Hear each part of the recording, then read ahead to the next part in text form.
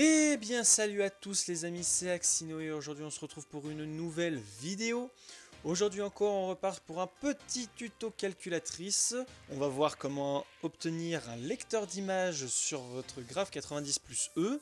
Ça peut notamment servir à avoir ses cours sur sa calculette sans avoir à les recopier via l'éditeur de texte de Python ou du programme déjà présent sur la calculette qui sont un peu fastidieux à utiliser. Juste avant de commencer, n'oublie pas de mettre un petit pouce bleu et de t'abonner à la chaîne, de partager la vidéo, ça ferait extrêmement plaisir. Et sur ce, on est parti! Bien, donc pour commencer, on va aller installer le petit logiciel qui nous permet de voir les images sur notre calculatrice. Pour ça, c'est très simple, j'ai déjà fait une vidéo sur comment faire avec les jeux, c'est extrêmement similaire pour ce petit programme. Vous allez sur le site de TI Planet, je vous mettrai le lien en description, vous téléchargez. Vous enregistrez le fichier comme d'habitude. Vous branchez votre calculette en mode réception de données. En gros, quand vous le branchez, vous appuyez sur F1 quand ça vous demande. Vous attendez que ça charge. Ça vous ouvre la mémoire de votre calculette. Ensuite, vous allez récupérer le fichier Image Viewer qui normalement est en .g3a. Là, on ne le voit pas, mais c'est en .g3a. Vous le copiez. Vous l'amenez dans votre calculette, hop, voilà, et désormais c'est bon, le logiciel est installé sur votre calculette. Voilà, donc une fois que vous avez fait ça, on va pouvoir mettre les images dans la calculette. Donc, comme je viens de le dire, les images vont être stockées dans la mémoire de la calculette, ce qui veut dire que ça va prendre de la place, donc je vous conseille d'utiliser des images avec une résolution assez petite, quitte à les retoucher via un logiciel, pour faire en sorte qu'ils ne prennent pas trop de place, que vous puissiez en mettre plusieurs. Normalement, ça ne va pas trop impacter l'affichage sur la calculette puisqu'elle n'a pas une résolution énorme. Donc, moi, j'ai déjà prévu mes images. Ici, j'ai mes cours, donc je vais les copier. Je vais retourner ici.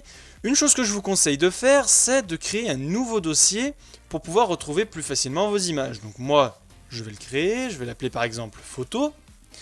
Je vais aller dedans. Je vais coller mes images dedans. Et une fois que c'est fait, on va pouvoir mettre fin à l'échange de données entre ma calculette et mon ordinateur.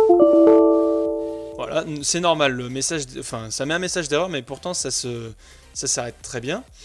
Et on va pouvoir passer maintenant sur la calculette.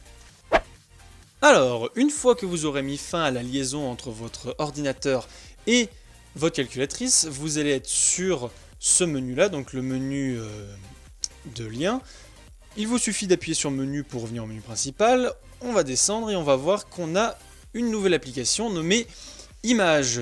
On va pouvoir aller dedans et comme vous voyez, on a accès à toute la mémoire de la calculatrice. C'est pourquoi je vous ai fait créer tout à l'heure un nouveau dossier, c'est pour pouvoir retrouver plus facilement les images. Donc on va pouvoir aller ouvrir le dossier photo pour moi, donc soit avec F1, soit avec exe. Hop, et ici on va pouvoir ouvrir une image. Je tiens à spécifier que si jamais vous essayez d'ouvrir votre image mais qu'elle ne s'ouvre pas, que vous avez un message d'erreur qui s'affiche, je vous mettrai un lien pour convertir vos images et aussi pour pouvoir les redimensionner dans la description. Comme ça, si jamais ça ne fonctionne pas, vous utilisez ce convertisseur et normalement le format d'image que le convertisseur vous sort fonctionne. Donc une fois que vous êtes ici, vous allez pouvoir vous déplacer en appuyant sur la croix directionnelle par exemple, ou même dézoomer ou zoomer en appuyant sur moins ou plus. En sachant tout de même que le fait de dézoomer va réduire la qualité d'affichage puisqu'on a un affichage qui est extrêmement grossier sur ces calculettes et comme vous le voyez, là je n'arrive même plus à lire ce qui est écrit. Voilà, donc c'est tout pour aujourd'hui, j'espère que ce petit tuto vous aura été utile. Si c'est le cas, n'hésitez pas à lâcher un pouce bleu, ça me ferait extrêmement plaisir. Et sur ce, je vous dis à bientôt pour une nouvelle vidéo. Salut tout le monde, c'était Axino.